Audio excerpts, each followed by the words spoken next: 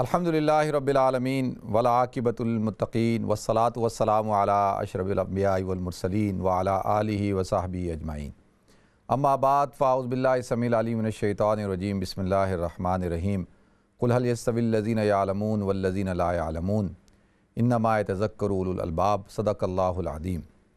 اللہم صلی علی محمد وعلی آل محمد کما صلیت علی ابراہیم وعلی آل ابراہیم انک حمید مجید۔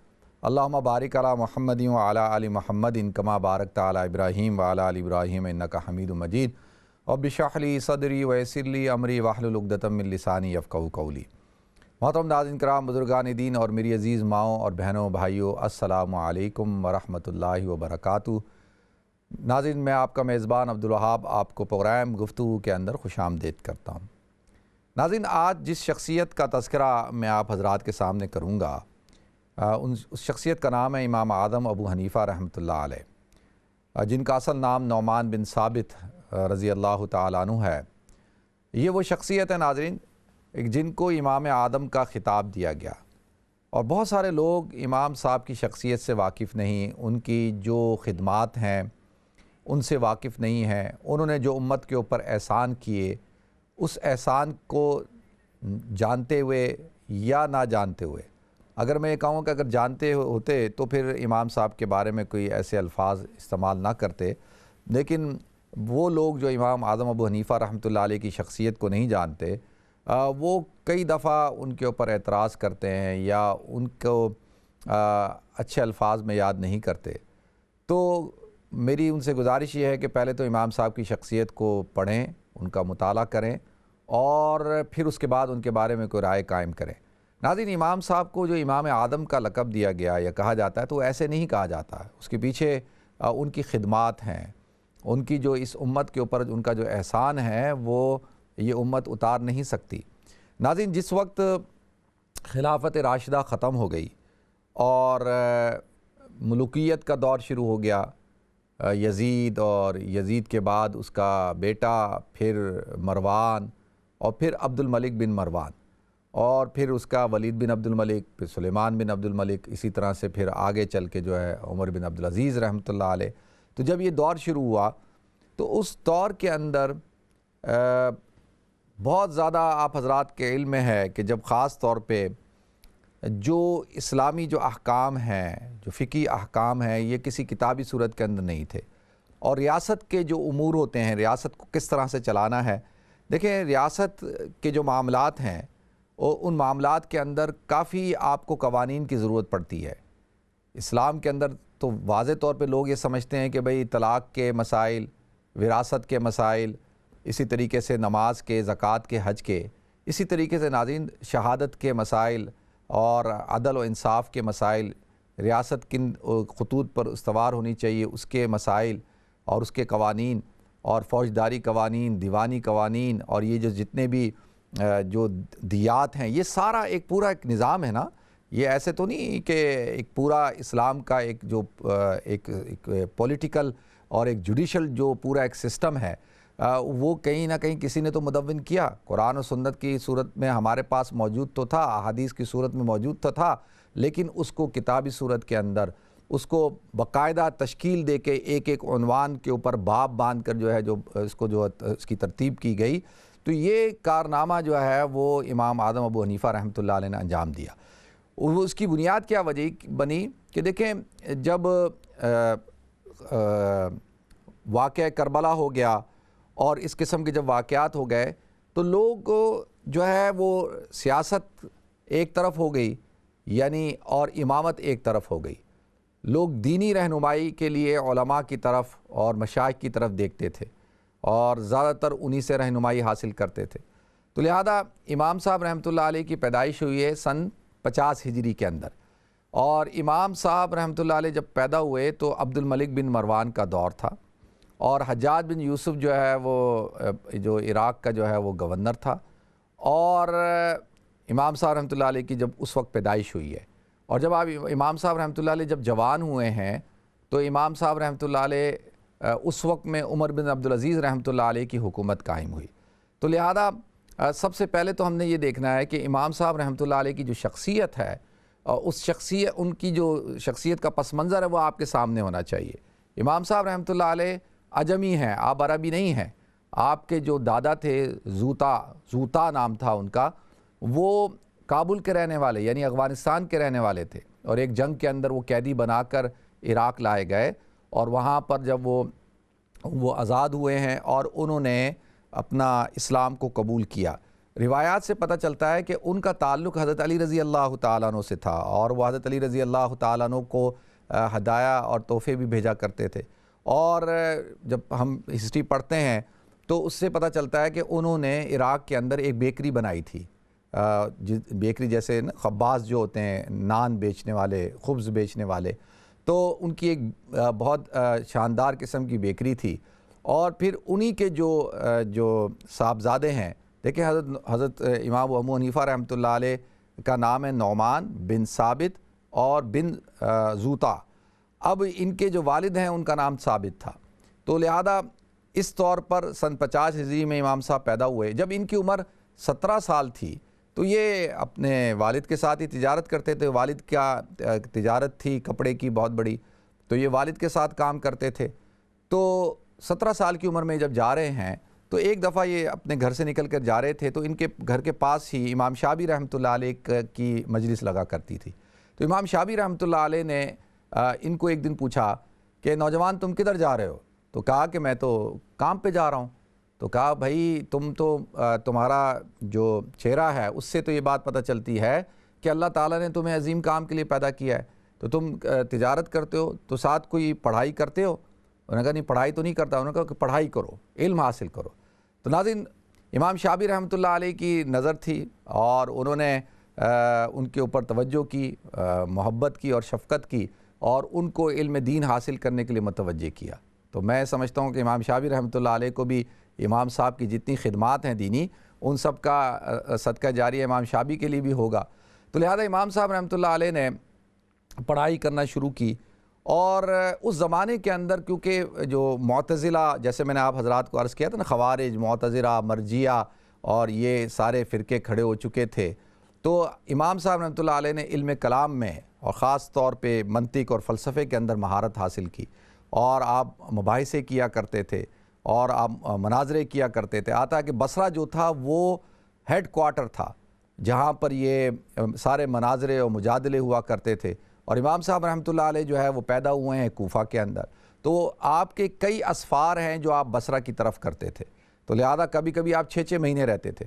تو ایک دن آپ تنگ آ گئے روز کے مناظروں مجادلوں سے، تو اب انہوں نے کہا کہ نہیں، اب مجھے جو ہے وہ تفسیر اور تجوید اور اس کے ساتھ ساتھ جو ہے حدیث کا علم اور یہ سارے علوم حاصل کرنے چاہیے۔ تو انہوں نے ان علوم کو حاصل کرنا شروع کر دیا۔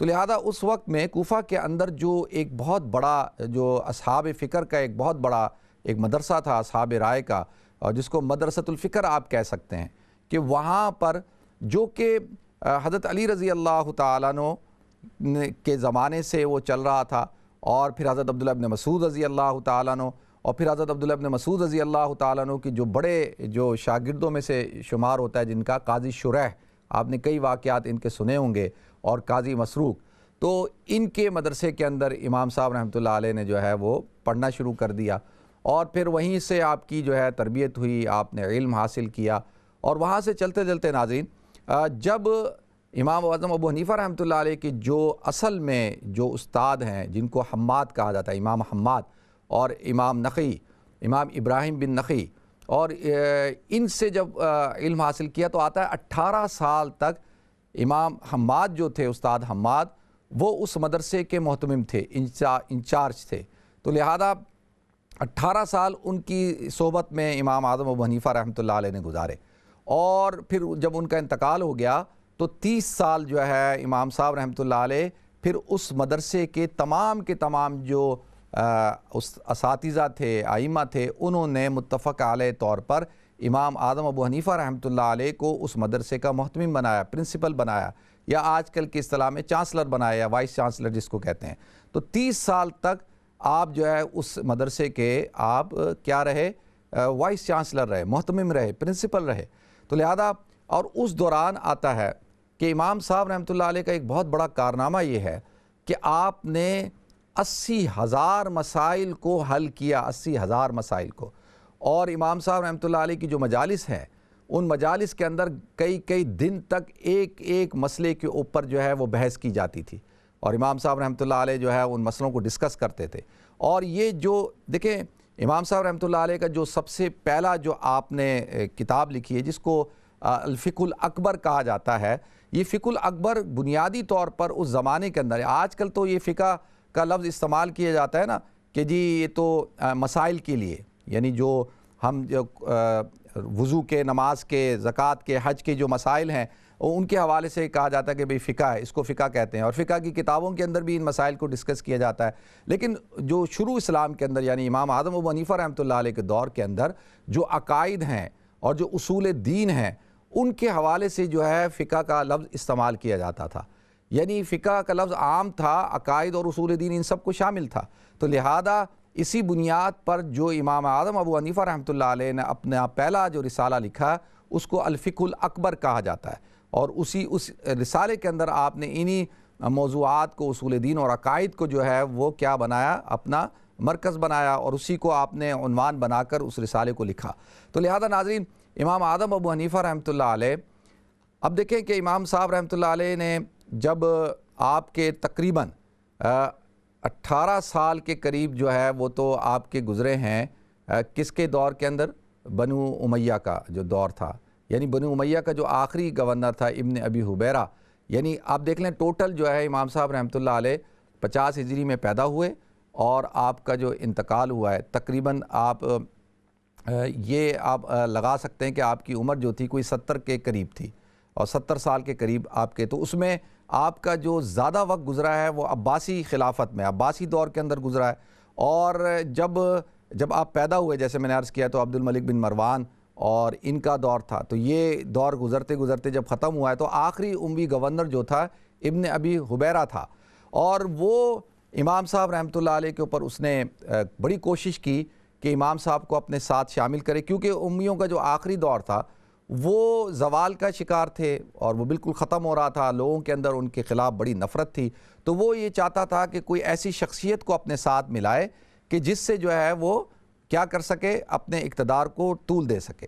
تو لہذا ناظرین اس کے لیے اس نے امام صاحب رحمۃ اللہ علیہ کو بڑی کوشش کی کہ جی وہ قاضی کا کہا کہ جی میں آپ کو قاضی بنا دیتا ہوں، آپ کو جتنے قوانین ہوں گے، جتنے سب ہوں گے وہ میں اپنی مہر آپ کو دے دیتا ہوں، وہ مہر آپ لگایا کریں اور آپ کے بغیر جو ہے وہ کوئی قانون پاس نہیں ہوا کرے گا. تو امام صاحب رحمۃ اللہ علیہ نے اس کو کہا کہ تم لوگوں کو ناحق قتل کرانے کے پروانے جاری کرو، حکم نامے جاری کرو، لوگوں کی جائیدادوں پہ قبضہ کرو، اور تم اس طرح کے کام کرو، اور پھر جو ہے وہ مجھے تم کہو کہ میں اپنی مہر لگاؤں اور اس مہر سے جو ہے وہ فیصلے ہوں. تو کہا کہ یہ کام میں نہیں کر سکتا. تو لہٰذا اسی بنا پر جو ہے امام صاحب رحمۃ اللہ علیہ کو جو ہے اس نے کوڑے بھی لگوائے، اور روزانہ کی بنیاد پہ 10 کوڑے لگوائے جاتے تھے. تو لوگوں نے جو ہے اس کو کہا کہ بھائی تم جو ہے یہ اتنا بڑا ظلم کر رہے ہو، اور امام صاحب کو اگر کچھ ہو گیا تو لوگ تمہیں چھوڑیں گے نہیں. تو لہذا اس نے کہا کہ پھر اس بندے سے کسی طریقے سے جو ہے میری جان چھڑواؤ، کہ یہ بندہ مان نہیں رہا. اور کہا کہ بھئی ایسا کرو کہ اس کو یہ اختیار دو کہ یہ کسی سے مشورہ کر لے، اور کہو کہ بھئی مشورہ کر لو، مشورے کے بہانے جو ہے ان کو چھوڑو تاکہ یہ تمہیں ایک سیونگ ملے، تمہیں جو ہے فیس سیونگ ہو جائے تمہاری، اور ان کو ایک سیف پیسج مل جائے نکلنے کا. تو امام صاحب رحمۃ اللہ علیہ کو جب کہا کہ بھئی میں آپ کو ہر کوڑے کے بدلے میں 1000 درہم دیتا ہوں اور آپ یہ پیسے لیں اور لے کے نکلیں، تو امام صاحب رحمۃ اللہ علیہ نے کہا نہیں، مجھے ان پیسوں کی ضرورت نہیں ہے. تو لہذا ناظرین امام صاحب رحمۃ اللہ علیہ اس سے امام صاحب رحمۃ اللہ علیہ کی جان چھوٹی اور آپ جو ہے وہاں سے نکلے. اور پھر جب عباسیوں کا دور شروع ہوا ہے، اچھا دیکھیں عباسیوں کے دور کے اندر امام صاحب رحمۃ اللہ علیہ کا جو زمانہ تھا وہ خلیفہ منصور کا زمانہ تھا. لیکن خلیفہ منصور جو تھا وہ بھی بڑی کوشش کر رہا تھا کہ کسی طریقے سے امام اعظم ابو حنیفہ رحمۃ اللہ علیہ کو جو ہے وہ اپنا قاضی القضات بنائے. اس نے بڑی کوشش کی. دیکھیں اس وقت کے اندر ایک بہت بڑا چیلنج کیا تھا، وہ چیلنج یہ تھا کہ آج کی جو ریاست ہوتی ہے، آج تو دیکھیں پارلیمنٹ ہاؤس موجود ہے، سینٹ موجود ہے، اور قانون سازی کے ادارے موجود ہیں، عدلیہ کا پورا سسٹم موجود ہے، اسلامی نظریاتی کونسل موجود ہے، اور یہاں پر بیٹھ کے کوئی قوانین بنائے جاتے ہیں اور اس کی امپلیمنٹیشن کروائی جاتی ہے، قوت نافذہ موجود ہے، پولیس کا پورا محکمہ موجود ہے، جزا اور سزا کا جیسا تیسا نظام تو موجود ہے. اس وقت تو صرف ایک فرد واحد کی حکومت ہوتی تھی، وہ جو فیصلہ کرتا تھا مطلق العنان حکومت تھی، وہ کسی کی گردن اڑانے کا فیصلہ کرے تو وہ، اور کسی کو جو ہے وہ معاف کر دے تو اس کا اختیار ہوتا تھا۔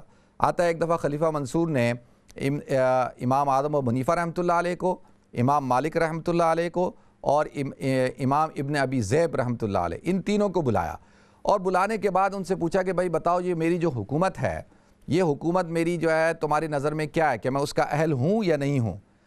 تو امام مالک رحمۃ اللہ علیہ نے کہا کہ بھئی حکومت تو اللہ تعالیٰ جو اہل لوگ ہوتے ہیں انہی کو دیتا ہے، یہ اللہ کا اختیار ہے، جس کو چاہے حکومت دے، تو اللہ نے آپ کو حکومت دی اور اسی میں ہی شاید کوئی بہتری ہوگی۔ تو امام مالک رحمۃ اللہ علیہ نے تو یہ اسٹیٹ سا جواب دیا اور اپنی آپ کو بچا لیا۔ امام ابن ابی ذئب سے پوچھا ہاں بھئی آپ کی کیا بات ہے؟ انہوں نے کہا کہ جی حکومت تو، دنیا کی حکومت تو کوئی شہنشاہت تو حاصل کر لیتا ہے، طاقت کے زور پہ حاصل کر لیتا ہے، تلوار کے زور پہ حاصل کر لیتا ہے، لیکن آخرت کی جو شہنشاہیت ملے گی وہ تو اعمال کی بدولت ملے گی، تقوی کی بنیاد پہ ملے گی۔ اور اگر تم جو کام کر رہے ہو اس وقت، وہ تمہارے جو اتنے کام ہیں وہ سارے کام ایسے ہیں کہ تم نے تو اپنی آخرت برباد کر لی ہے، تم تو صحیح طریقے سے، اسلامی طریقے سے حکومت ہی نہیں گزار رہے۔ انہوں نے بڑا سخت جواب دیا۔ امام اعظم ابو حنیفہ رحمۃ اللہ علیہ سے پوچھا کہ جی آپ بتائیں کہ میں اس حکومت کا اہل ہوں، یعنی یہ جو میرے پاس حکومت ہے؟ تو امام صاحب رحمۃ اللہ علیہ نے کہا کہ بھائی بالکل آپ اس کے اہل نہیں ہیں، اور کیونکہ آپ نے جو ہے اصل کیا ہے کہ اسلامی حکومت جو قائم ہوتی ہے وہ تو مشاورت سے قائم ہوتی ہے، اور علماء اور بڑے جو خواص ہوتے ہیں ان کی بیعت سے قائم ہوتی ہے، تو آپ نے تو یہ طاقت کے زور پہ حاصل کی ہے، اور آپ تو اس حکومت میں ظلم کرتے ہیں۔ لہذا اب اس کو بڑا غصہ چڑھا، اس نے اپنے ایک جو جنرل تھا، سپہ سالار تھا، اس کو کہا جب یہ تینوں گئے تو ان کو کچھ پیسے دیے اور کہا کہ یہ پیسے تینوں کو تقسیم کرنا، اگر تو امام مالک رحمۃ اللہ علیہ وصول کر لیں ان کو تو کچھ نہیں کہنا، اور اگر ان دونوں نے پیسے لے لیے، امام ابن ابی ذئب نے اور امام اعظم ابو حنیفہ رحمۃ اللہ علیہ نے، تو ان دونوں کی گردنیں اڑا دینا۔ تو وہ لے کے آیا پیسے، کہا کہ جی خلیفہ نے آپ کے لیے پیسے بھجوائے ہیں کہ آپ بڑے ماشاءاللہ جرت مند لوگ ہیں، آپ نے اتنی بہادری کے سامنے آپ نے اس کے خلیفہ کے سامنے یہ بات کی اور اس کی حکومت کو چیلنج کیا۔ تو انہوں نے کہا جی ہمیں تو یہ پیسوں کی ضرورت نہیں ہے، ہمیں نہیں چاہیے پیسے، اس کو اپنے پاس رکھے۔ تو اب آپ دیکھیں کہ وہ کہتا ہے منصور کہ دیکھو امام صاحب نے جو ہے اپنے آپ کو کیسے بچایا کہ دنیا کو ٹھوکر مار کے۔ تو لہذا اب آخر میں دیکھیں جو خلیفہ منصور ہے اس کی کیا خواہش تھی، اس نے جو کوڑے لگوائے امام اعظم ابو حنیفہ رحمۃ اللہ علیہ کو، جو اموی آخری گورنر تھا ابن ابی حبیرہ، اس نے بھی کوڑے لگوائے، اور یہ جو خلیفہ منصور تھا اس نے ان کو جیل میں ڈالا اور کہا کہ آپ قاضی القضات کا عہدہ قبول کریں۔ تو انہوں نے کہا بھائی میں قبول نہیں کروں گا، اس لیے کہ بھائی اگر میں فیصلہ کروں تمہارے خلاف، تمہارے خاندان کے خلاف، یہ جو امراء سلاطین ہیں، یہ جو پرنسز ہیں، بادشاہ کے جو اولاد ہیں، شہزادے شہزادیاں، ان کے خلاف فیصلے کروں گا تو وہ فیصلے تو قبول کیے نہیں جائیں گے، تو لہذا پھر میرا قاضی بننے کا کیا فیصلہ، کیا فائدہ کہ میں ایسی چیف جسٹس ہی قبول کروں، قاضی القضات کا عہدہ قبول کروں۔ تو امام صاحب آخر تک جو ہے اس کو کیا کرتے رہے، اس کا انکار کرتے رہے۔ تو ناظرین امام اعظم ابو حنیفہ رحمۃ اللہ علیہ نے جو کارنامہ انجام دیا ہے، اصل میں نے یہ تو تھوڑا سا آپ کے سامنے ایک پس منظر پیش کیا ہے نا، کہ امام صاحب رحمۃ اللہ علیہ کا جو کارنامہ ہے وہ کیا ہے، وہ یہ ہے کہ آپ نے یہ جو تمام کے تمام جو احکام آج پوری دنیا کے اندر آپ کو جو نظر آتے ہیں نا، یہ جو فقہ حنفی دیکھیں، دنیا کے مسلمانوں کی جو میجورٹی ہے، 40% سے زیادہ مسلمان فقہ حنفی کو فالو کرتے ہیں، اس کی وجہ تو ہوگی نا، اس کی وجہ بنیادی طور پر یہ ہے کہ امام صاحب رحمۃ اللہ علیہ نے جو مدرسہ قائم کیا، اس مدرسے کے اندر آپ نے 1000 کے قریب، آتا ہے 800 سے لے کے 1000 کے قریب ایسے طلباء علماء تیار کیے کہ جو ماشاءاللہ ذہین تھے، اور جو ایک ایک شخصیت جو ہے مختلف علاقوں کے اندر اس قابل تھی کہ وہ قاضی اور مختلف محکموں کے اندر جا کر جو ہے وہ ان کے عہدے ہوئے، اور انہوں نے وہاں پر جا کر قاضی کے فرائض ادا کیے۔ وہ دیکھیں یہ ایک اس وقت کے اندر ایک بہت بڑا چیلنج تھا۔ وہ چیلنج کیا تھا؟ وہ چیلنج یہ تھا کہ ریاست جو تھی وہ اس کے پاس تو کوئی ایسا ادارہ تھا نہیں۔ اب جب کہا گیا، جو خلیفہ ہوتے تھے ان کو کہا جاتا تھا کہ بھائی آپ جو ہے وہ قوانین بنائیں، مثال کے طور پہ خلیفہ منصور کو کہا گیا کہ بھائی علماء کو جمع کرو اور وہ قانون بنائیں اور آپ اس کے اوپر مہر لگا دیں۔ تو دوسرے علماء نے کہا کہ بھئی تیری تو اس بات کو کوئی قبول ہی نہیں کرے گا، کیسے کوئی قبول کرے گا آپ کی اس بات کو، کہ آپ کو تو مانیں گے نہیں، کہ تو آپ تو کوئی عالم نہیں ہے، کوئی شیخ نہیں ہے۔ تو لہذا امام صاحب رحمۃ اللہ علیہ نے ایک انڈیپینڈنٹ جو ہے وہ ایک مجلس قائم کی، اور اس مجلس کے اندر آپ نے یہ تمام کے تمام قوانین، احکام، اور یہ جیسے میں نے کہا فوجداری اور نظام وراثت، نظام عدالت، نظام سیاست، یہ سارے جو آپ کو آج جو نظر آتا ہے اسلام کا جو پورا ایک پولیٹیکل سسٹم ہے، ریاست چلانے کا، حکومت چلانے کا اور قوانین، یہ سارے کے سارے امام صاحب رحمۃ اللہ علیہ نے تیار کیے۔ اور ان کے جو شاگرد ہیں امام ظفر رحمۃ اللہ علیہ، امام محمد رحمۃ اللہ علیہ، امام یوسف رحمۃ اللہ علیہ، امام الحسن الشبانی رحمۃ اللہ علیہ، یہ بڑے بڑے ان کے شاگرد گزرے ہیں، اور باقاعدہ اس کے اوپر جو ہے بحث و مباحثہ ہوتا تھا۔ تو ناظرین، امام صاحب رحمۃ اللہ علیہ کا ایک بہت بڑا کارنامہ ہے، اور امام صاحب رحمۃ اللہ علیہ تجارت کیا کرتے تھے۔ دیکھیں، امام صاحب کی ایک بہت بڑی کوالٹی میں آپ کو بتاؤں کہ اللہ تعالیٰ نے ان کو بہت نوازا تھا، اور آتا ہے کہ یہ ایک دفعہ ان کا مال تجارت فروخت ہوا کپڑا، اور جب یہ واپس آئے تو انہوں نے پوچھا وہ ادھر یہاں مال تھا کیا ہوا؟ کہا جی وہ تو فروخت کر دیا۔ تو کہا کہ وہ اس کے اندر تو یہ عیب تھا، تم نے عیب بتایا؟ کہا نہیں بتایا۔ تو کہا کتنے کا بیچا؟ کہا 35,000 درہم کا۔ تو وہ 35,000 درہم پورے کے پورا جو ہے وہ صدقہ کر دیا۔ اسی طریقے سے امام صاحب رحمۃ اللہ علیہ نے ایک بہت بڑی فیکٹری بنائی تھی کپڑے کی، جہاں پر باقاعدہ جو ہے کپڑے کو بنا جاتا تھا اور اس کی تجارت ہوتی تھی، اور لوگ آپ کی امانت اور دیانت کی وجہ سے آپ کے پاس پیسہ رکھواتے تھے، اپنی امانتیں رکھواتے تھے۔ اور آتا ہے کہ ایک مستقل بینک جو تھا امام صاحب رحمۃ اللہ علیہ نے قائم کیا تھا، اور جس وقت آپ کا انتقال ہوا ہے تو 5 کروڑ درہم آپ کے پاس امانتاً رکھے ہوئے تھے، اور وہ سارا پیسہ آپ خرچ کرتے تھے طلباء کے اوپر اور فضلاء کے اوپر۔ امام یوسف رحمۃ اللہ علیہ کے جو والدین تھے غریب تھے، اور انہوں نے ان کو مدرسے سے اٹھا لیا اور کہا کہ جی ہم اس کی پڑھائی افورڈ نہیں کر سکتے، یہ کوئی مزدوری کرے، ہم تو غریب لوگ ہیں۔ تو امام ابو یوسف رحمۃ اللہ علیہ کے کہتے ہیں کہ میرے پورے اخراجات جو اٹھائے امام اعظم ابو حنیفہ رحمۃ اللہ علیہ نے اٹھائے، اور آپ دیکھیں بعد میں قاضی ابو یوسف کتنی بڑی شخصیت ہیں۔ تو لہذا ناظرین، یہ امام صاحب رحمۃ اللہ علیہ کی فیاضی تھی۔ اور ایک دفعہ ہارون رشید نے امام ابو یوسف رحمۃ اللہ علیہ سے پوچھا کہ تم بتاؤ امام صاحب رحمۃ اللہ علیہ کی شخصیت کیسی ہے، کہ تم نے تو پوری زندگی ان کے ساتھ گزاری، اپنا پورا بچپنا، پوری جوانی گزاری ہے۔ تو کہا کہ میں نے امام صاحب رحمۃ اللہ علیہ جیسا نیک شخص اور متقی شخص، دیانتدار شخص جو ہے اپنی پوری جو زندگی میں نے ان کے ساتھ گزاری اس میں نہیں دیکھا۔ تو ان کے طلباء، ان کے شاگرد ان کی امانت اور دیانت کی جو ہے وہ گواہی دیتے تھے۔ تو لہذا ناظرین، امام صاحب رحمۃ اللہ علیہ کے اوپر الزام لگایا جاتا ہے نا کہ آپ جو ہے وہ عقل کو زیادہ ترجیح دیتے تھے بنسبت نص کے۔ تو آپ کو کسی نے کہا کہ جی آپ نص پر عقل کو ترجیح دیتے ہیں، تو آپ نے کہا اچھا، کہ عقل تو یہ کہتی ہے کہ جب مسح کرو موزے کے اوپر تو وہ نیچے کرو، مٹی نیچے لگتی ہے، لیکن یہاں تو نص یہ کہتی ہے کہ مسح اوپر کرنا ہے، تو میں تو نص کو مانتا ہوں۔ وہ کہتے ہیں میں قرآن میں پہلے مسئلے کا حل نکالتا ہوں، پھر اس کے بعد احادیث کے اندر، اگر احادیث میں نہ ملے تو صحابہ کے اقوال افعال کو، صحابہ کے عمل کو نکالتا ہوں، اگر اس میں بھی نہ ملے تو اس کے بعد جو ہے وہ ہم اجتہاد کرتے ہیں۔ تو لہذا امام صاحب رحمۃ اللہ علیہ کے اوپر یہ الزام ہے کہ آپ جو ہے وہ احادیث کو چھوڑتے ہیں، اور آپ جو ہے عقل کو اور قیاس کو ترجیح دیتے ہیں۔ یہ جو لوگ امام صاحب پہ یہ بہتان لگاتے ہیں، ان کو چاہیے کہ امام صاحب رحمۃ اللہ علیہ کی پوری جو ان کی زندگی ہے اس کا مطالعہ کریں۔ تو لہذا ناظرین، امام اعظم ابو حنیفہ رحمۃ اللہ علیہ ایک بہت بڑی شخصیت، اور اللہ تعالیٰ نے آپ سے کام لیا، اور آج آپ دیکھیں کہ ان کے جو ماننے والے ہیں لاکھوں کی تعداد کے اندر ہیں۔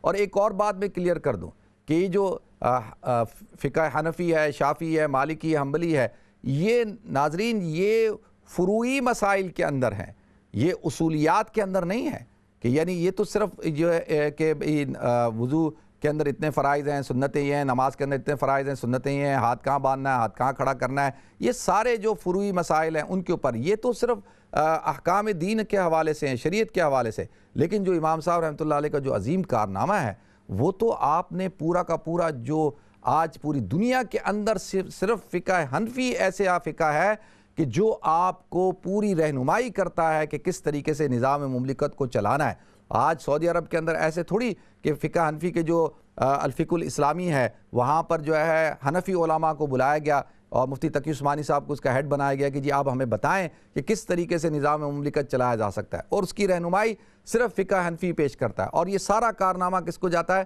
امام اعظم ابو حنیفہ رحمۃ اللہ علیہ کو۔ تو لہذا ناظرین، امام صاحب رحمۃ اللہ علیہ اپنی آخری عمر میں جیسے میں نے عرض کیا کہ خلیفہ منصور کی تشدد سے، کوڑوں سے، اور اسی طرح سے بعض روایت میں آتا ہے کہ ان سے انتقال کیا، بعض میں آتا ہے کہ ان کو زہر دیا گیا اور ان کا انتقال ہو گیا۔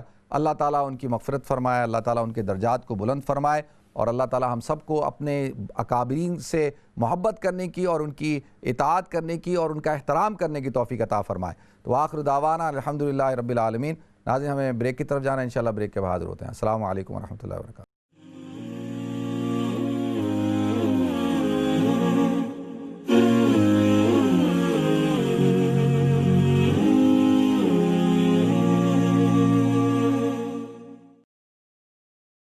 بسم اللہ الرحمن الرحیم۔ السلام علیکم ورحمۃ اللہ وبرکاتہ۔ ناظرین آپ کو ایک دفعہ پھر پروگرام گفتگو کے اندر خوش آمدید کرتا ہوں۔ اور ناظرین امام اعظم ابو حنیفہ رحمۃ اللہ علیہ کا تذکرہ ہو رہا ہے، تو صرف جو ایک بات اور آپ حضرات سے گزارش کرنی تھی وہ یہ ہے کہ دیکھیں امام اعظم ابو حنیفہ رحمۃ اللہ علیہ ان کی عمر تقریباً کوئی 70 سال کے قریب تھی۔ اب آپ دیکھیں کہ 52 سال تو انہوں نے گزارے ہیں بنو امیہ کے اندر، بنو امیہ کا جو دور تھا اس میں، اور 18 سال آپ نے گزارے ہیں بنو عباس۔ اور بنو عباس میں بھی دیکھیں جو ہارون رشید اور جو اسی طریقے سے جو ہے وہ خلیفہ المنصور کے ساتھ تو ان کا باقاعدہ ایک طرح سے جو ہے اس نے ان کو جیل میں ڈالا اور کوڑے لگوائے۔ تو امام صاحب رحمۃ اللہ علیہ کا جو کارنامہ ہے نا، ایک بات لوگ اس سمجھتے نہیں ہیں، وہ لوگ آج میں تھوڑا سا آپ حضرات شاید میری اس بات کو سمجھنے کی کوشش کریں۔ دیکھیں کوئی انسان اگر کہیں سے پڑھا ہوتا ہے، مثال کے طور پہ اگر اس نے پڑھائی کی ہو آکسفورڈ یونیورسٹی سے، تو وہ کہتا ہے کہ جی میں آکسفورڈ سے پڑھا ہوا ہوں، ٹھیک ہے۔ اگر کوئی کیمبرج یونیورسٹی سے پڑھا ہوتا ہے تو کہتا ہے جی میں کیمبرج سے پڑھا ہوں، کوئی ہارورڈ سے پڑھا ہو تو کہتا ہے میں ہارورڈ سے پڑھا ہوں۔ اسی طرح جو کوئی کراچی یونیورسٹی سے پڑھا ہوتا ہے، کوئی مختلف یونیورسٹیوں سے پڑھا ہوتے ہیں، تو لوگ جن اداروں سے، جن جامعات سے جن علوم حاصل کیا ہوتا ہے اپنی نسبت کو اس طرف لگاتے ہیں۔ تو امام اعظم ابو حنیفہ رحمۃ اللہ علیہ جو تھے وہ جس اسکول آف تھاٹ کو فالو کرتے تھے، اور اچھا حنفی جو حنیف کہتے ہیں، حنیف کا معنی کیا ہے؟ دیکھیں حنیف کا امام اعظم ابو حنیفہ، تو ابو حنیفہ کوئی ان کے بیٹے نہیں تھے، یہ صرف اس لیے ان کو کہا جاتا ہے کہ حنیف کا مطلب ہوتا ہے کہ دین ابراہیم، دین حنیف بھی کہا جاتا ہے نا، ملت ابراہیم حنیفہ۔ تو حنیف کہتے ہیں کہ ایک انسان یکسو ہو، وہ فوکس ہو، متوجہ ہو جائے، ہر طرف سے اپنے آپ کو ہٹا لے، ہر طرف سے اپنے آپ کو کاٹ کر ایک طرف ہو جائے، تو اس کو کہتے ہیں حنیف۔ تو امام صاحب رحمۃ اللہ علیہ نے اپنا پورا فوکس جو ہے وہ کس طرف کیا؟ آپ نے پورا فوکس علوم دینیہ کی طرف کیا، اور یہ جو آپ کی خدمات ہیں نا کہ قرآن اور حدیث سے اتنے بڑے بڑے قوانین نکالنا، باقاعدہ کئی دن تک بحث ہوتی تھی۔ عبداللہ ابن مبارک رحمۃ اللہ علیہ سے جب پوچھا گیا تو آپ نے فرمایا کہ ایک مسئلے پر 3 دن تک جو ہے وہ ڈسکشن ہوتی تھی، اور پھر جا کر اس کو جو ہے وہ قانون کا حصہ بنایا جاتا تھا یا کتاب کا حصہ بنایا جاتا تھا۔ یعنی آپ کی جو مجلس قانونی تھی اس کو اللہ تعالیٰ نے ایسی حیثیت دے دی، اگرچہ اس کے اوپر کوئی اسٹیٹ کا وہ نہیں تھا، لیکن ایک تو ہوتا ہے نا اسٹیٹ کا ادارہ، آپ اس ادارے کو جو ہے وہ اس کی بات نہیں مانتے تو اسٹیٹ کہتی ہے یہ تو آپ نے خلاف ورزی کی ہے، توہین اسٹیٹ ہے، بغاوت ہے، آپ تو حکومت کے ادارے کو نہیں مان رہے۔ تو آپ نے کیا کسی عام آدمی کو یہ جرت ہو سکتی تھی کہ وہ ان بادشاہوں کے سامنے کھڑا ہوتا؟ تو اس کے لیے تو بہت بڑے کردار کی ضرورت تھی، بہت بڑا کوئی شخص ہو جس کا کردار بہت بڑا ہو، جس کا اخلاق بہت بڑا ہو، جو تقوی کے اندر، پرہیزگاری کے اندر، اور ساتھ ساتھ دیانت کے اندر، اور پھر علم کے اندر، یعنی راسخ فی العلم ہو۔ یہ ایک بہت بڑی بات ہے۔ تو یہ ساری چیزیں کس میں پائی جاتی تھی؟ امام اعظم ابو حنیفہ رحمۃ اللہ علیہ میں پائی جاتی تھی۔ تو لہذا اسی لیے آپ کے جو تیار شدہ 50 شاگرد ایسے تھے جو مختلف علاقوں کے قاضی تھے۔ دیکھیں پوری سلجوقی حکومت، پوری جو ہے، پھر اس کے بعد عباسیوں کی حکومت، آگے چل کر پھر سلجوقیوں کی حکومت، پھر عثمانیوں کی حکومت، پھر اسی طریقے سے یہ جو ترک ہیں، یہ ترک عثمانی، ان کی جو حکومت ہے، پھر یہ جو مغلز ہیں، مغل کی جو حکومت تھی، ان ساری حکومتوں میں جو نظام چلتا تھا وہ فقہ حنفی کا چلتا تھا۔ جو نظام حکومت چلانے کے لیے جن قوانین کی ضرورت پیش آتی تھی اور جن قوانین کے اوپر عمل درآمد ہوتا تھا وہ فقہ حنفی کا ہوتا تھا۔ تو ایسے نہیں کہ جی فقہ حنفی جو ہے یہاں تک پہنچی، تو اس کے پیچھے جو ہے ایک بہت بڑی محنت ہے، اللہ تعالیٰ نے ان کو یہ قبولیت عطا فرمائی تھی، تو لہذا اللہ تعالیٰ جو ہے ان ائمہ کرام کو جزائے خیر عطا فرمائے، اللہ تعالیٰ ان کو جو ہے وہ ان کے درجات کو بلند کرے، اور یہ جتنے بھی ان کے روحانی بیٹے ہیں علماء کرام، ان کو اللہ تعالیٰ ان کے لیے صدقہ جاریہ کا سبب بنائے، مغفرت کا سبب بنائے۔ تو دیکھتے ہیں ہمارا سا کالر کون ہے۔ السلام علیکم۔ وعلیکم السلام ورحمۃ اللہ وبرکاتہ۔ مفتی صاحب، میں آپ نے جناب آج میری اتنی رہنمائی کیا کہ میں 2% بھی امام ابو حنیفہ کے بارے میں نہیں جانتا تھا، آج بہت کچھ سیکھنے کا۔ لیکن آج میرا یہ موضوع نہیں ہے، موضوع ہے میرا وہی لاہور والا جو ریپ کیس ہے کہ ان کو جو کلپریٹس ہیں ان کو پھانسی کی سزا دی جائے، لیکن اسلامی شرعی کونسل نے یہ کہا ہے کہ یہ جو یہ سزا ہے یہ اسلام کے مطابق نہیں ہے۔ آپ رہنمائی کریں گے کہ ان کی بات ٹھیک ہے، یہ جو لوگ جو کہہ رہے ہیں ان کی بات ٹھیک ہے؟ ٹھیک ہے زبیری صاحب، بہت شکریہ آپ کی کال کا۔ اچھا، تو ایک تو دیکھیں، پہلے تو مجھے پورا یقین ہے کہ ہمارے بہت سارے، جیسے زبیری صاحب نے کہا نا کہ امام صاحب رحمۃ اللہ علیہ کے بارے میں ان کو 2% بھی نہیں پتہ تھا، تو مجھے پورا یقین ہے کہ ایسے بہت سارے لوگ جو اپنے گھروں میں اس پروگرام کو دیکھ رہے ہیں۔ دیکھیں، ہمارے ہاں ایک نوجوان طبقہ ہے اور وہ متاثر ہوتا ہے، اور لوگوں کے سامنے یہ کچھ حضرات پروپیگنڈا کرتے ہیں کہ یہ حنفی ایک مذہب بن گیا، شافعی ایک مذہب بن گیا ہے، مالکی ایک مذہب بن گیا۔ باقاعدہ لوگوں کے سامنے یہ بات پیش کی جاتی ہے کہ یہ فرقے ہیں۔ یہ فرقے نہیں ہیں۔ جو آپ کو یہ کہتا ہے نا کہ فرقہ ہے، فرقہ نہیں، یہ اہل سنت والجماعت، یہ امام صاحب رحمۃ اللہ علیہ کا کارنامہ ہے۔ دیکھیں، جب اسلام کے اندر جب واقعات ہوئے ہیں، خاص طور پہ حضرت علی رضی اللہ تعالیٰ عنہ کے زمانے کے اندر جو جنگیں ہوئی ہیں، جنگ جمل، جنگ صفین، جنگ نہروان، اور پھر واقعہ کربلا ہوا، تو اس کے بعد کی حالات آپ سب حضرات کے علم میں ہیں۔ تو اس وقت میں امام صاحب رحمۃ اللہ علیہ کا ایک بہت بڑا کارنامہ ہے۔ میں نے تو ابھی صرف مختصراً گفتگو کی ہے، ان کے اوپر تو کئی گھنٹے گفتگو ہو سکتی ہے کہ جو انہوں نے نظام مملکت، ریاست کے امور اور اس کے جو قوانین ہیں، اور کس طریقے سے جو ہے اسلامی حکومت قائم کی جائے گی، اور پوری جو رہنمائی کی ہے، یہ ایک بہت بڑا کارنامہ ہے۔ اور سواد اعظم اہل سنت، جس کو ہم کہتے ہیں سواد اعظم اہل سنت والجماعت کی جو عقائد کو جو مدون کیا ہے، وہ امام اعظم ابو حنیفہ رحمۃ اللہ علیہ نے کیا۔ پھر امام طحاوی رحمۃ اللہ علیہ نے عقیدہ طحاویہ جو کتاب لکھی ہے، تو اس کے اندر اس کو وضاحت کے ساتھ بیان کیا۔ تو یہ ایک امام صاحب رحمۃ اللہ علیہ کا ایک بہت بڑا کارنامہ ہے، اور ایسے نہیں اللہ تعالیٰ نے ان کو مقبولیت عطا فرمائی ہے، مقبولیت ایسے تو نہیں ہوتی۔ دیکھیں، میں آپ کو امام صاحب رحمۃ اللہ علیہ کی ایک بات بتاتا ہوں کہ امام صاحب رحمۃ اللہ علیہ جو تھے کہ وہ انتہائی درجے آتا ہے کہ منکسر المزاج تھے۔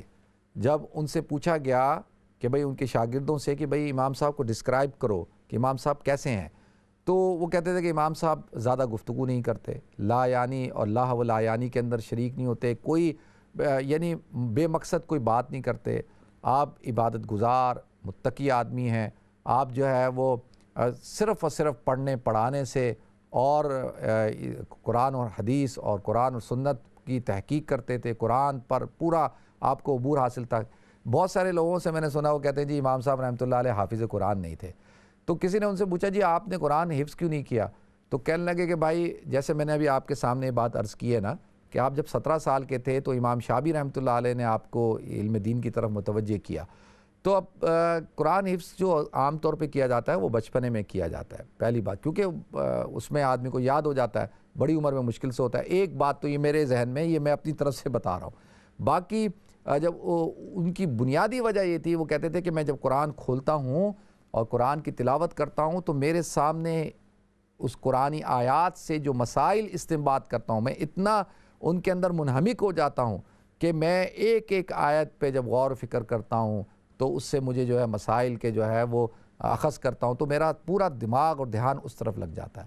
تو آپ نے پوری زندگی کو جو ہے وہ وقف کر دیا کس کے لیے؟ قرآن اور سنت کے لیے۔ تو میں جیسے جو بات عرض کر رہا تھا کہ ایک نوجوان طبقہ آج کا وہ کھڑا ہوتا ہے اور کہتا ہے کہ ہم تو رسول اللہ کے دین پر عمل کرتے ہیں، ہم امام اعظم ابو حنیفہ رحمۃ اللہ علیہ کے دین پہ عمل نہیں کرتے۔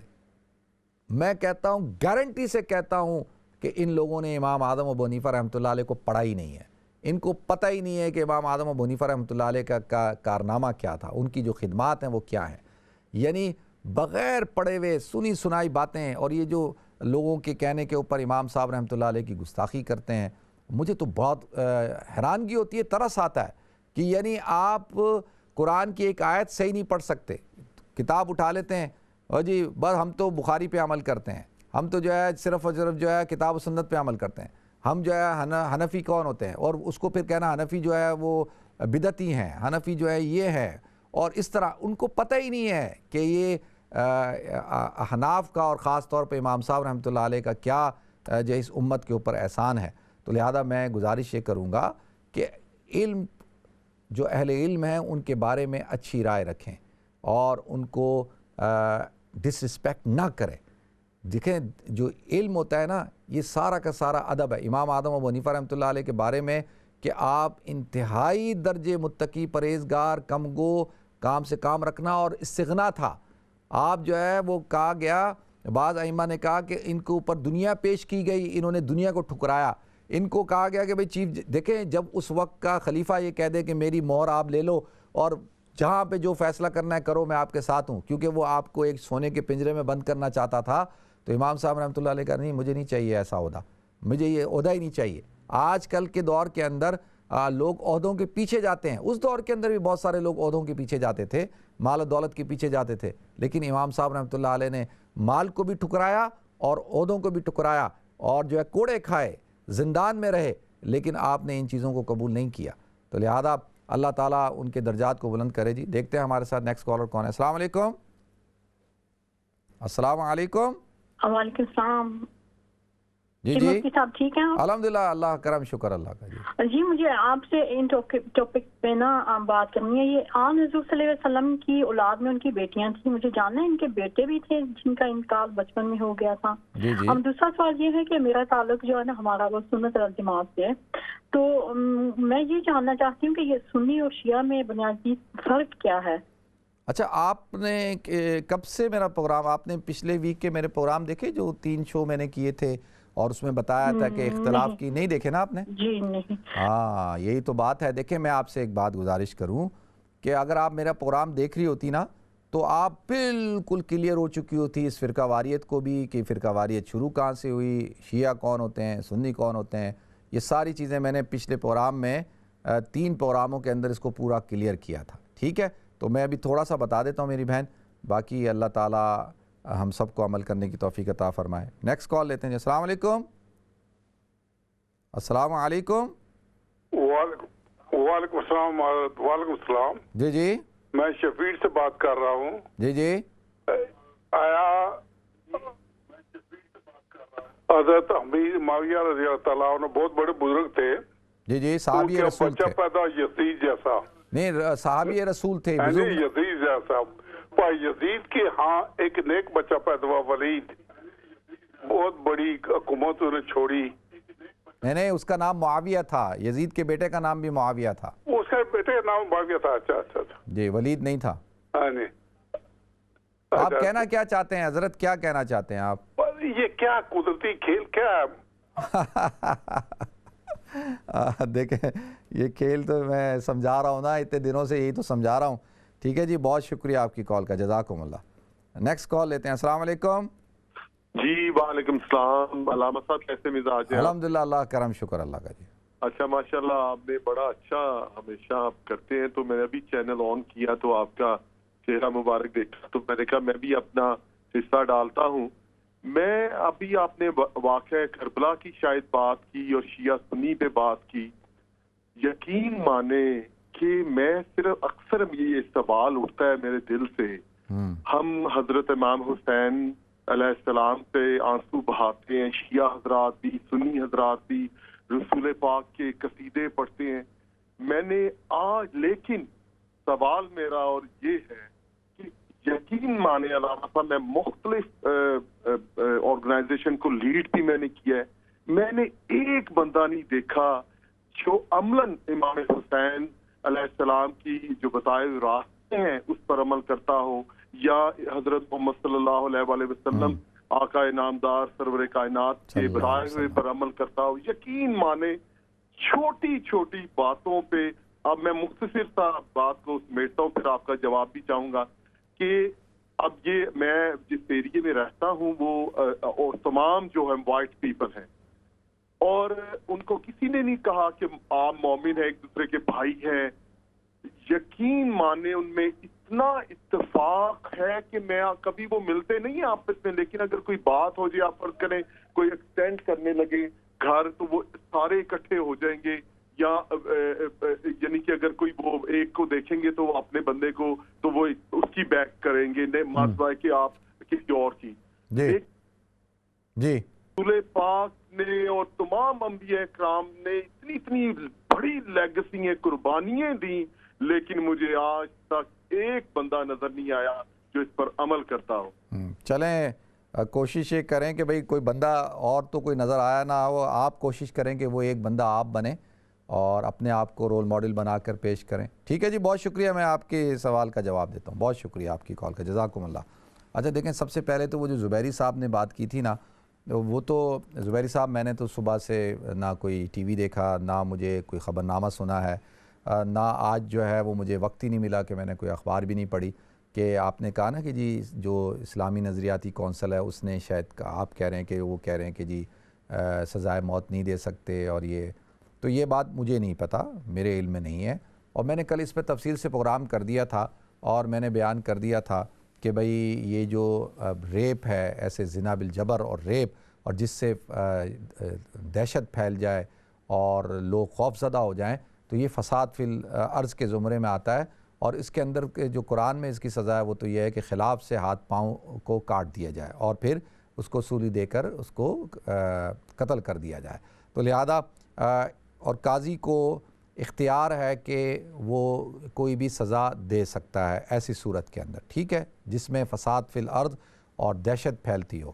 اور تو باقی وہ اسلامی نظریاتی کونسل ہے جی، اس کے اندر بڑے بڑے علماء موجود ہیں، تو وہ حضرات دیکھیں گے اس کے اوپر وہ کیا بات کرتے ہیں اور ان کی کیا رائے ہے. ٹھیک ہے. تو باقی رہ گئی یہ بات کہ میری بہن نے سوال پوچھا کہ حضور اکرم صلی اللہ علیہ وسلم کی جو اولاد ہیں ان میں جو ان کے صاحبزادے بھی تھے.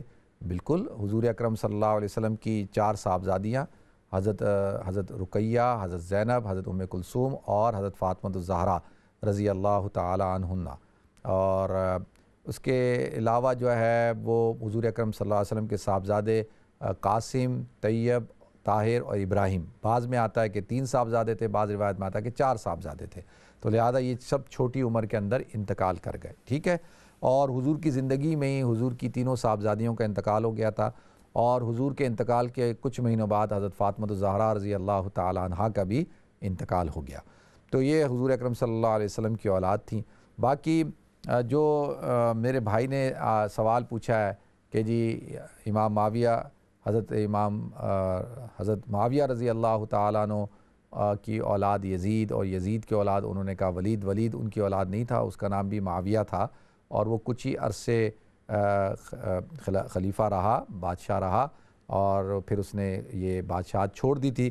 اس نے کہا جی میں اتنا بڑا بوجھ نہیں اٹھا سکتا، یہ اتنا کہ حضرت حسین رضی اللہ تعالیٰ عنہ کی شہادت کا، ان کے قتل کا، اور اس بوجھ کے ساتھ میں یہ حکومت نہیں چلا سکتا.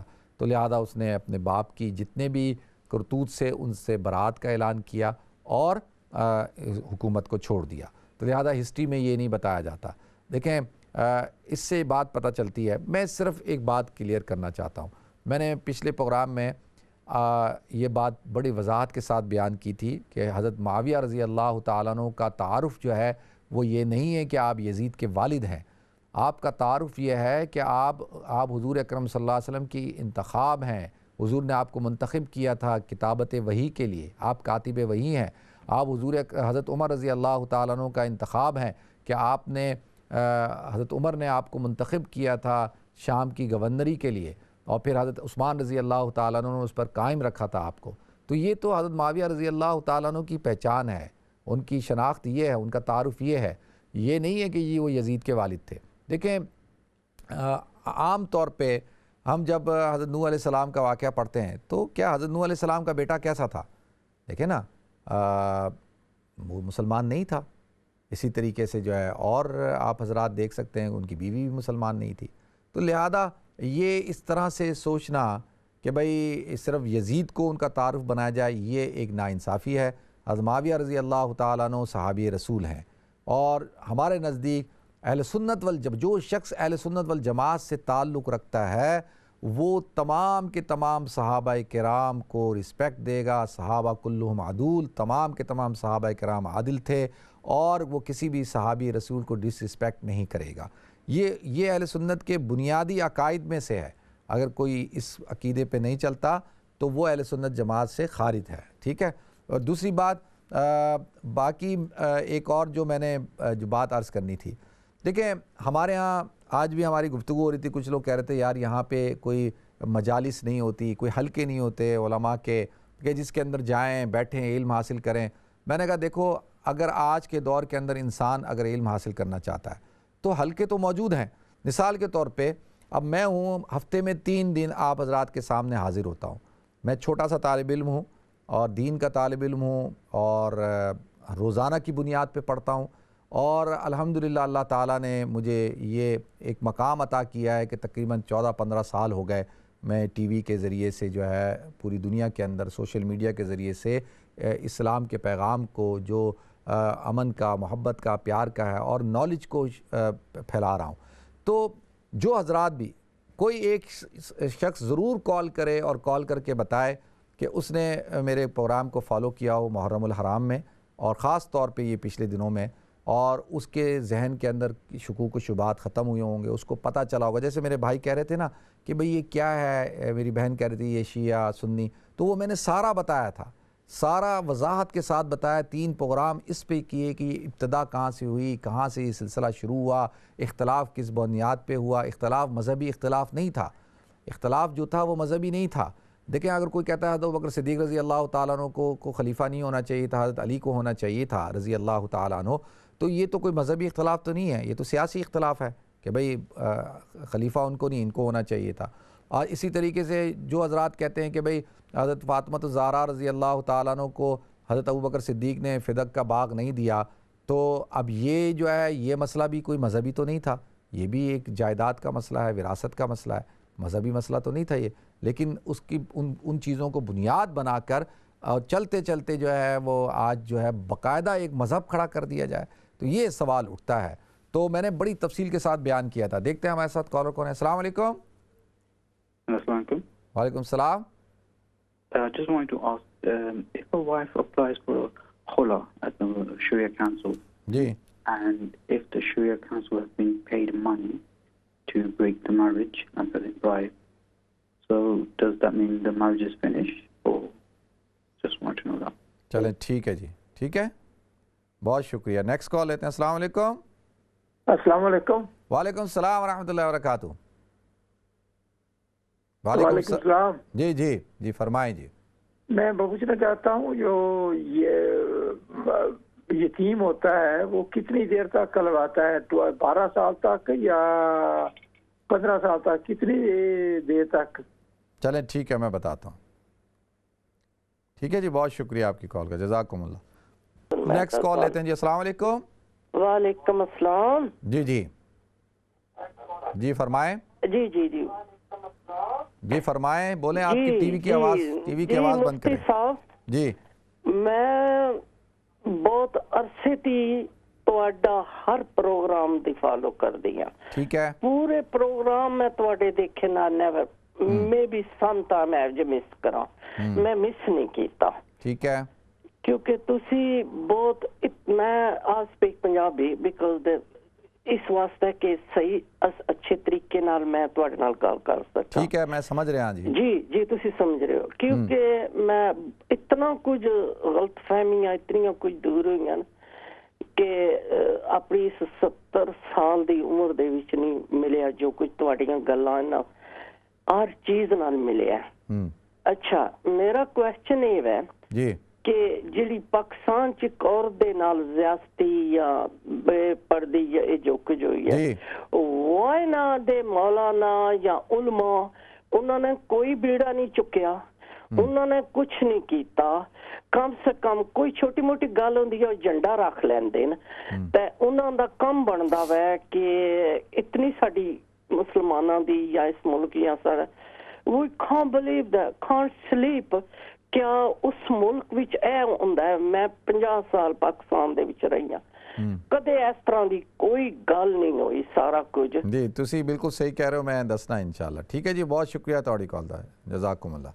अच्छा देखें, पहले तो सवालों के जवाब दे देता हूँ कि खुला अप्लाई किया बीवी ने शरिया कौंसल से, और शरिया कौंसल ने अगर वो पूरी जो तरीक़ेकार होता है खुला का, अगर उन्होंने पूरा वो तरीक़ेकार इख्तियार किया, आपको ख़त लिखा होगा, आपको बुलाया होगा, फिर बुलाया होगा 3 महीने तक, जो पूरा एक तरीक़ेकार होता है उसको फॉलो करते हैं वो, और वो उन्होंने किया है और उसके बाद वो इस नतीजे पे पहुँचे कि खुला को डिक्लेयर करना चाहिए, तो बिल्कुल फिर खुला जो है वो डिक्लेयर हो जाता है, खुला हो जाता है। फिर खुला तलाक़ बाइन होता है, एक तलाक़ बाइन पड़ जाती है। ठीक है जी, तो इसका मतलब ये है कि अगर बाद में मियाँ बीवी मियाँ बीवी दोबारा से शादी करना चाहें तो वो दोबारा से निकाह कर सकते हैं, जबकि औरत जो है, जो खातून है, उसकी रज़ामंदी शामिल हो। ठीक है जी।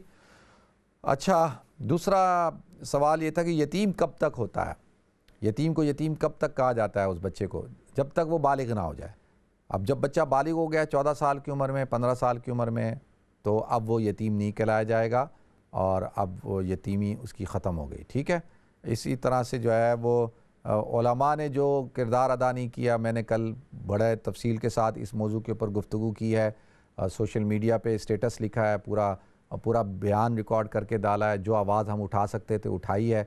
बाकी ये जो आपकी बात है वो उसको भी मैं गलत नहीं कहूँगा, वो भी कुछ हद तक ठीक है कि उस तरीके से आवाज़ नहीं उठाई गई। नाज़रीन, ब्रेक की तरफ जाना है, इंशाल्लाह ब्रेक के बाद हाज़िर होते हैं। अस्सलाम वालेकुम वरहमतुल्लाहि वबरकातुहू।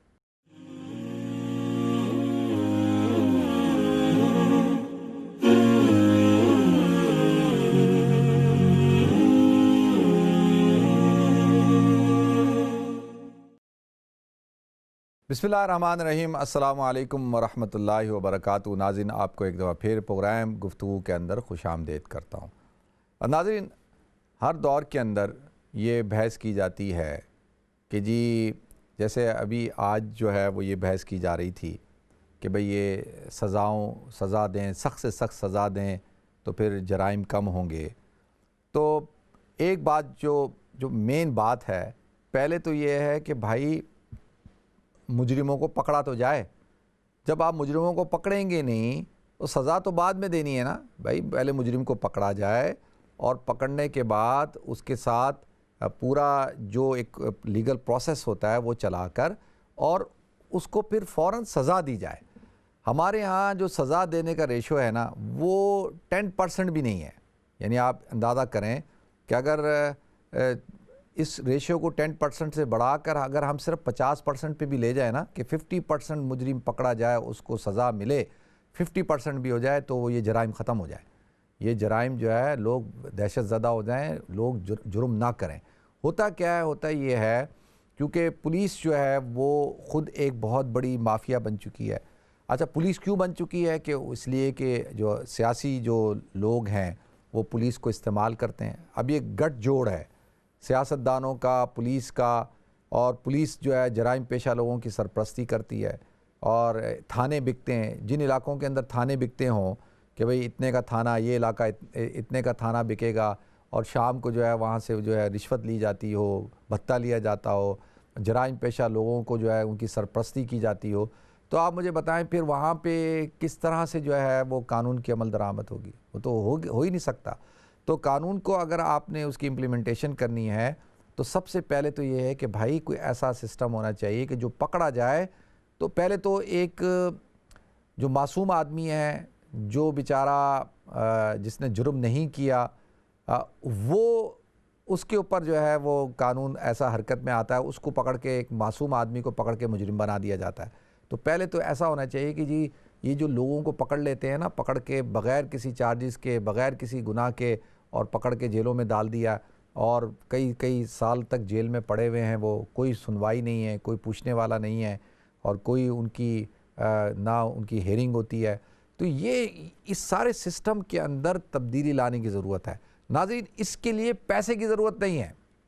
یہ جو ہمارے ہاں رونا رویا جاتا ہے نا کہ جی ہر چیز کے لیے پیسہ چاہیے پیسہ چاہیے پیسہ چاہیے, تو مجھے آپ بتائیں جو نظام آپ کا چل رہا ہے, جو نظام کے اندر آپ کے پاس جو وسائل موجود ہیں انہی وسائل کو صحیح طور پر آپ استعمال کریں تو یہ سارے مسئلے حل ہو سکتے ہیں.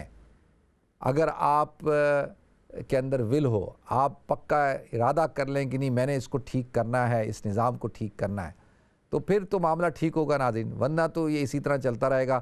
دیکھیں جرائم تو ہوتے ہیں, ہر سال ہزاروں بچیوں کے ساتھ زیادتی ہوتی ہے, عورتوں کے ساتھ جو ہے ان کی عصمت دری ہوتی ہے, لیکن کچھ واقعات ہوتے ہیں, وہ واقعات جو ہے وہ ہائی لائٹ ہو جاتے ہیں, وہ واقعات ان کی ایک ہائپ بن جاتی ہے. اور یہ بھی اللہ کا ایک قدرتی نظام ہے, کیونکہ جب ظلم ہوتا ہے تو کوئی ایک جو مظلوم ہے اس کی ایک ایسی آہ لگتی ہے کہ وہ آہ پھر ساری دنیا کو سنائی دیتی ہے. تو یہی اس واقعے کے اندر ہوا. اس سے پہلے بھی بیچاری کتنی بچیاں کتنے لوگوں کے ساتھ زیادتی ہوئی, ظلم ہوئی, اور آج روزانہ ہو رہی ہے, کوئی پوچھنے والا نہیں ہے, تو کوئی آواز بھی نہیں اٹھاتا, ہم لوگ بھی توجہ نہیں دیتے, لیکن اللہ نے اس واقعے کو بنیاد بنایا. تو لہذا میری گزارش یہ ہے کہ بھئی جب تک آپ اپنے آپ کو ٹھیک نہیں کریں گے, اپنے نظام کو ٹھیک نہیں کریں گے, تو یہ سب کچھ ٹھیک ہونے والا نہیں ہے. اور ہمارے ہاں تو ایک بہت بڑا جو المیہ ہے وہ یہ ہے کہ ساری جو کہتے ہیں گند کا جو کی بنیاد ہے وہ یہ کہا جاتا ہے کہ جی صرف سیاستدان ہے. میں عرض کرتا ہوں کہ ٹھیک ہے سیاستدان ہیں, لیکن سیاستدان کے ساتھ ساتھ اور ادارے بھی ہیں, ان کو بھی ٹھیک ہونا پڑے گا. یہ نہیں ہے کہ جی صرف سب مقدس گائیں, نہیں, سیاستدان بھی ہے, اس کے ساتھ ساتھ جو ہے وہ عدلیہ بھی ہے, اس کے ساتھ ساتھ جو ہے وہ ہماری سیکیورٹی فورسز بھی ہیں, اسی طریقے سے ہمارے اور ادارے بھی ہیں, ان سب کو ٹھیک ہونا پڑے گا. تو جب سب ٹھیک نہیں ہوں گے, سب اپنا کردار ادا نہیں کریں گے, تو پھر ناظرین پھر یہی صورتحال رہے گی. تو اللہ تعالیٰ جو ہے وہ سب کی حفاظت فرمائے. دیکھیں مائیں بیٹیاں سب کی سانجھی ہوتی ہیں, اور یقین جانیے کہ اس وقت تو سب خوف زدہ ہیں, ہم بھی بہت زیادہ غصے میں بھی ہیں, سارے غصے میں ہیں اور خوف زدہ بھی ہیں کہ یار یہ کیا صورتحال ہے کہ بھئی کسی کی ماں بہن کی عزت آبرو محفوظ نہیں ہے. تو اللہ تعالیٰ جو ہے وہ سب کی حفاظت فرمائے. دیکھیں شریعت اللہ تعالیٰ نے, ہم مسلمان ہیں, یہ بات ہم طے کر لیں کہ جی ہم مسلمان ہیں, اللہ تعالیٰ نے ہماری رہنمائی کے لیے قرآن اتارا ہے, قرآن میں اللہ تعالیٰ نے پورا ایک نظام بیان کیا ہے, قرآن میں اللہ تعالیٰ نے فرما دیا وَلَكُمْ فِي الْقِصَاصِ حَيَاتٌ يَا أُولِي الْأَلْبَابِ, ہے کہ اللہ تعالیٰ نے کہا قصاص کے اندر کیا ہے, حیات ہے. الزانیۃ والزانی فاجلدوا کل واحدۃ منہما مئۃ جلدہ, کہ جو زنا کرنے والا مرد ہے عورت ہے اس کو جو ہے وہ 100 کوڑے لگاؤ. اب جب یہ بات کی جاتی ہے کہ جی او ہو یہ کام مت کرو, جی اسلامی سزاؤں سے پتہ نہیں کیا پرابلم ہے, میری ایک بات سمجھ میں نہیں آتی. تو لہذا ہم مسلمان ہیں جی, ہمیں اپنے جو اسلامی قوانین ہیں ان کو نافذ کرنا ہوگا, اور ان کو جب ہم نافذ کریں گے تو اللہ تعالیٰ نے کہا اس کے اندر اللہ نے حیات رکھی ہے, اللہ نے زندگی رکھی ہے. اور ایک اور بات میں کلیئر کر دوں, دیکھیں اسلام یہ نہیں چاہتا کہ جی لوگوں کو سزائیں دو اور لوگوں کو پنشمنٹ کرو, کوڑے مارو, لوگوں کو سنسار کرو, لوگوں کو سزائے موت دو. نہیں, مقصد کیا ہے؟ مقصد یہ ہے کہ ان قوانین سے, ان سزاؤں سے معاشرے کے اندر اعتدال رہتا ہے, معاشرے کے اندر امن رہتا ہے, معاشرے کے اندر جو ہے جو لا اینڈ آرڈر کی سچویشن ہے وہ کنٹرول ہوتی ہے. اگر آپ کے ہاں جزا اور سزا کا نظام نہ ہو تو پھر یہ اس قسم کی صورتحال کھڑی ہو جاتی. کچھ لوگ ہوتے ہیں وہ ان کو آپ چھوٹی سی سزا دیتے ہیں, وہ ان کے لیے کافی ہوتی ہے, وہ اپنی اصلاح کر لیتے ہیں. کچھ لوگ ہوتے ہیں ان کو پنشمنٹ کی ضرورت ہوتی ہے, ان کو سخت سزا کی ضرورت ہوتی ہے. تو لہذا کچھ لوگ ہوتے ہیں ان کو ریہیبلیٹیشن کی ضرورت ہوتی ہے, تو ان کو ریہیبلیٹیشن کے سینٹرز میں بھیجا جائے تاکہ ان کے جو نفسیاتی پرابلمز ہیں اس کو حل کیا جائے. تو یہ ساری چیزیں ہیں, اللہ تعالیٰ ہم سب کو عمل کرنے کی توفیق عطا فرمائے. دیکھتے ہیں ہمارے ساتھ کالر کون ہے. السلام علیکم. وعلیکم السلام. جی میں نے آپ کو پہلے بھی بات کی تھی تھوڑی دیر پہلے. جی تو میرے یہاں سے میں نے سوال نہیں صحیح پوچھا آپ سے, تو یہ تھا I asked you about if the wife applies for khula and the Sharia council, آپ نے ایکسپلین کیا تھا اگر وہ جو ہیں اسٹیپس لیں تو اس کے بعد جو ڈیسیژن کریں تو ٹھیک ہے. But in this case it was just one meeting and they didn't they didn't hear the guy's side. So they didn't listen to him at all. They just said to him, your marriage is not going to work. So they gave him 20 minutes, after 20 minutes, and on that day they gave the certificate. So it's not about, the process, the steps weren't taken. There was no proper process. So that's ٹھیک ہے بھائی، میں بات کرتا ہوں. ٹھیک ہے، بہت شکریہ. اچھا دیکھیں، پہلے تو میرے بھائی اس بات کو سمجھیں کہ اگر تو آپ اس فیصلے سے سیٹسفائی نہیں ہیں شریعہ کونسل سے، تو وہ تو پھر آپ انہی سے بات کریں نا، کہ آپ ان سے کہیں کہ بھئی آپ لوگوں نے صحیح جو ہے وہ میرے کیس کو سنا نہیں، اور آپ لوگوں نے اس چیز کو جو ہے صحیح طریقے سے پروسیجر کو فالو نہیں کیا. وہ تو آپ ان سے بات کریں اور وہی آپ کو اس کا جواب دیں گے، کیونکہ وہ انہوں نے ہی کیا نا، میں نے تو نہیں کیا، انہوں نے کیا ہے، تو وہی بتائیں گے آپ کو. دیکھیں، جہاں تک اسلام کے اندر تعلق ہے، اسلام میں نکاح کی تو ایک ہی صورت ہے. نکاح ہو جائے گا بھائی، لڑکا لڑکی ہوں اور وکیل ہوں، گواہ موجود ہوں، اور مہر طے ہو جائے، ایجاب و قبول ہو، تو نکاح ہو جاتا ہے. ٹھیک ہے جی، نکاح ہو گیا. اب جب نکاح ہو گیا، اس کا نکاح کا طریقہ کار یہی ہے. بس نکاح اب ختم کیسے ہوگا؟ میاں بیوی میں سے کسی ایک کا انتقال ہو جائے تو نکاح ختم ہو جاتا ہے. ٹھیک ہے. اسی طریقے سے اگر مرد اپنی بیوی کو طلاق دے دیتا ہے، اس سے بھی نکاح ختم ہو جاتا ہے. اور تیسری صورت یہ ہے کہ عورت جو ہے وہ اپلائی کرتی ہے، مرد سے کہتی ہے، پہلے مرد سے کہتی ہے کہ آپ مجھے طلاق دے دیں. وہ کہتا نہیں جی میں تو آپ کو طلاق نہیں دوں گا. تو اب عورت کیا کرتی ہے؟ وہ خلا کہتی ہے کہ جی میں آپ سے خلا لینا چاہتی ہوں. خلا یخلو کا مطلب ہوتا ہے وہ چادر جو پہنی ہوئی ہے نکاح کی، وہ اتارنا چاہتی ہوں. اس کا مطلب ہے اتارنا، ختم کرنا. ٹھیک ہے. تو وہ کہتی ہے جی مجھے اب آپ طلاق نہیں دیتے، تو ٹھیک ہے آپ طلاق نہیں دیتے، میں آپ سے خلا چاہتی ہوں. اب اس کے لیے خلا کا طریقہ کار کیا ہوتا ہے؟ لیکن اگر تو ایک عورت مطالبہ کرتی ہے اپنے شوہر سے کہ بھئی میں اور آپ میں آپ کے ساتھ گزارا نہیں کر سکتی، میں آپ کے ساتھ نہیں رہ سکتی. مرد تو بیوی سے سوال نہیں پوچھتا نا، وہ تو جب اس نے طلاق دینی ہوتی ہے وہ طلاق دے دیتا ہے. بیوی قسمیں کھائے، منتیں کرے، پاؤں پڑے کہ نہیں مجھے طلاق مت دو، مجھے طلاق مت دو، وہ اس کو دینی ہوتی ہے، وہ دے دیتا ہے. ٹھیک ہے. اب اسی طریقے سے جب عورت کہتی ہے کہ بھئی مرد کو کہ طلاق دو، تو ہونا یہ چاہیے کہ اگر وہ یہ سمجھتا ہے کہ بھئی یہ معاملات چلنے والے نہیں ہیں، اور سارے جو قرآن میں اللہ تعالیٰ نے بیان کیا ہے کہ حکم من اہلی و حکم من اہلیہ، کہ ایک خاندان لڑکی والوں کے خاندان سے ایک فرد کو لے لیا جائے، لڑکے والے کے خاندان سے ایک فرد کو لے لیا جائے، اور بیٹھ کر ثالثی کی جائے، اور پورا جو ہے جو طریقہ کار ہے اس طریقہ کار کو اختیار کیا جائے. اور اگر ان کے درمیان کسی قسم کا پیچ اپ نہیں ہوتا، صلح نہیں ہوتی، تو پھر وہ فیصلہ کر لیں. پھر وہ مرد کو بول دیں کہ بھئی تم طلاق دے دو ایک، تو وہ ایک طلاق دے دے، جس کو طلاق بائن کہا جاتا ہے. اب وہ عورت کہتی ہے نہیں جی وہ مرد کہتا ہے میں نے تو دینی نہیں ہے، کچھ بھی ہو جائے. تو اب اسلام کہتا ہے بھئی یہ تو اب ذاتی ہے، زیادتی نہیں ہونی چاہیے. تو اب اسلام کہتا ہے کہ عورت کو اس بات کا اختیار ہے کہ وہ خلا کے لیے اپلائی کرے، وہ خلا لے لے. ٹھیک ہے. اس کا طریقہ کار کیا ہوتا ہے؟ اس کا طریقہ کار یہ ہوتا ہے کہ آپ جو قاضی وقت ہوتا ہے اس کے پاس جاتے ہیں، اس کے پاس ایک اپلیکیشن داخل کرتی ہے عورت کہ جی مجھے میرے نکاح کو فسخ کیا جائے. اور وہ پھر اس کو پوچھتے ہیں کہ بھئی ریزن بتاؤ کیوں، کیا یہ، وہ پھر پورا دیکھتے ہیں کہ بھئی یہ ویلڈ ریزن بھی ہیں، یہ ایسی ہیں. تو وہ جب ویلڈ ریزن ہوتے ہیں، ان کی اولاد ہوئی بھی ہوتی ہے، تو وہ دیکھتے ہیں کہ بھئی اولاد ہے، یہ ہے، وہ ان کے ساتھ بیٹھتے ہیں، پھر بلاتے ہیں، پوچھتے ہیں کہ بھئی ان کا پیچ اپ ہو جائے، کوئی صورتحال نکلے. لیکن جب دیکھتے ہیں کوئی صورتحال نہیں نکل رہی، ایک خاتون جو ہے وہ چاہتی نہیں ہے اور اس کے پاس ویلڈ ریزن موجود ہیں، مرد اس کے اوپر زیادتی کر رہا ہے، تو پھر وہ مرد کو کہتے ہیں کہ بھئی آپ طلاق دے دو. مرد کہتا ہے جی میں تو نہیں دیتا.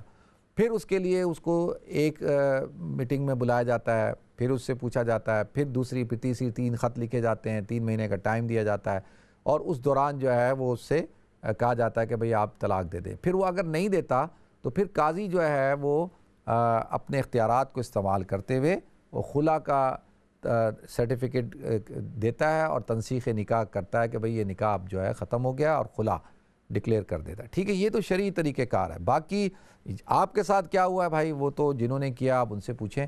ٹھیک ہے بھائی. نیکسٹ کال لیتے ہیں. السلام علیکم. وعلیکم السلام ورحمۃ اللہ. کیا ٹھیک ہے؟ آپ کی خیریت ہے؟ الحمدللہ. جی جناب یہ اسلام کے بارے میں باتیں کرنی تھی. جب سے عثمانیہ حکومت ختم ہوئی اس کے بعد جتنے مسلمان ملک ہیں जितने लोग हैं तो इंडिया में स्पेशली बड़े हिंद में ख्वाजा अजमेर शरीफ गए तो सभी काफर थे, उनको मुसलमान किया। ठीक है। उसके बाद भी जो लोग आए हुए औलिया लोग आए, उन्होंने जैसे पैगंबर मौजे दिखाते थे ना तो दीन को फैलाते थे, इसी तरह होलिया लोगों ने करामतें दिखाई, क्या नाम है, उन्होंने दीन आगे लेकर आए। ठीक है। उसके बाद आस्ता आस्ता आस्ता आस्ता मैं भी यहाँ पर रहते हुए 55 ईयर हो गए, यहाँ पर भी पहले कभी भी नहीं सुना था ये शिया है, ये वाबी है, ये देवबंदी है। हम एक ही ईद करते थे, इतनी मस्जिदें भी नहीं होती, कम मस्जिदें होती थी। आस्ता आस्ता आस्ता जब तालीम हुई, कुफार की चाहत थी कि मुसलमानों को डिवाइड किया जाए। ठीक है। Divide and rule. ठीक है। एक ही कुरान पढ़ते हैं, उसके मीनिंग आस्ता आस्ता कोई जो मस्जिद नहीं खुली वो कहते हैं ये कुरान के मीनिंग ये है, वो कहते हैं ये मीनिंग है, आपस में इत्तेफाक नहीं है। ठीक है। ठीक है जी, बहुत शुक्रिया आपकी कॉल का, जज़ाकुमुल्लाह जी, अल्लाह आपको बरकत अता फरमाए। अच्छा जी, पहले तो मैं एक बात अर्ज़ कर दूं कि हम लोग अहले सुन्नत वल जमात के नज़दीक हम औलिया किराम की रिस्पेक्ट करते हैं। औलिया किराम अल्लाह के वली, अला इन्ना औलिया अल्लाह ला खौफुन अलैहिम वला हुम यहज़नून, और अल्लाह के वलियों का एक ख़ास मकाम होता है। ठीक है। और कोई शख्स भी, हर मुसलमान अल्लाह का वली है, उसको विलायत आम्मा हासिल है। विलायत ख़ासा उसके लिए आप इबादत करें, मुजाहिदा करें, अल्लाह को राज़ी करें, दीन का काम करें, दीन की खिदमत करें और अल्लाह से दोस्ती करें, अल्लाह आपको विलायत ख़ासा भी अता फ़रमाएगा।